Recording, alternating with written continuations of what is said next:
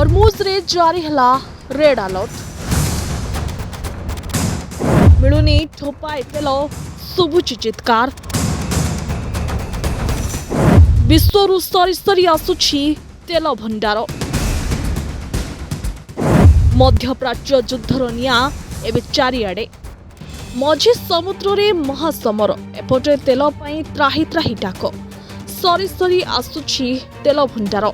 मध्यप्राच्य रे लागिथिबा निआं एबे सारा विश्वर गाड़ीर चक्का बंद करबाकू बसलाणी। फेब्रुआरी 28 रु अमेरिका एवं ईरान मध्य जारी रहिथिबा युद्ध विश्व बजार भांगी देलाणी मेरुदंड।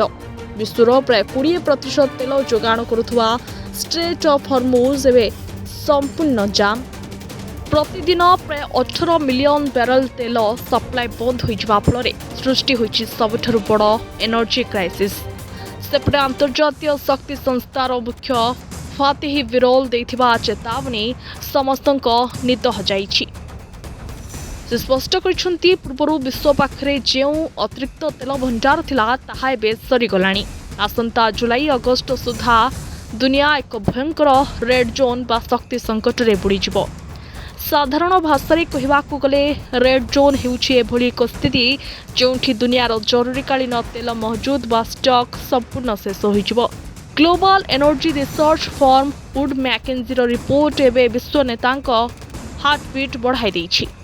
रिपोर्ट अनुसार जदि हर्मुज प्रणाली तुरंत खोला न जाए तेज अशोधित तेल दर बैरल पिछा $200 टपिजिवो। केवल सेतिकी नुहे डीजेल एवं जेट इंधन मूल्य $300 पार करिवो। अर्थात विमान यात्रा ठरू आरंभ करी परिवहन एवं खाद्य सामग्रीर दाम एते बढ़िजिवो जे विश्व अर्थनीति सीधा मांदावस्थार गात भितरकू खसी पड़िवो। निजर 85% अशोधित तेल आमदानी करुथुवा भारत पई एहा अग्नि परीक्षा सदृश। किंतु मोदी सरकार मास्टर प्लान भारत को एक बड़ सुरक्षा कवच देइछि। एथर भारत पूर्व अपेक्षा होई पड़िछि अधिक सतर्क और शक्तिशाली। संकट समय पर भारत निजर भूतल रणनीति रे तेल भंडार बा स्ट्रैटेजिक पेट्रोलियम रिजर्व रे प्राय 53 लाख मेट्रिक टन कंचा तेल सुरक्षित रखिछि। तेबे सेतिकी नुहे मध्यप्राच्य उपर निर्भरशीलता कमाइबा पई भारत निजर सप्लाई चेन को मध्य बदलाई दैछि। रूस परे एबे भेनेजुएला रु प्रचुर परिमाण रे तेल किणुछि भारत।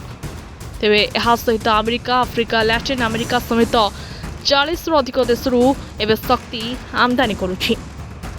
ब्यूरो रिपोर्ट कर्णपात न्यूज।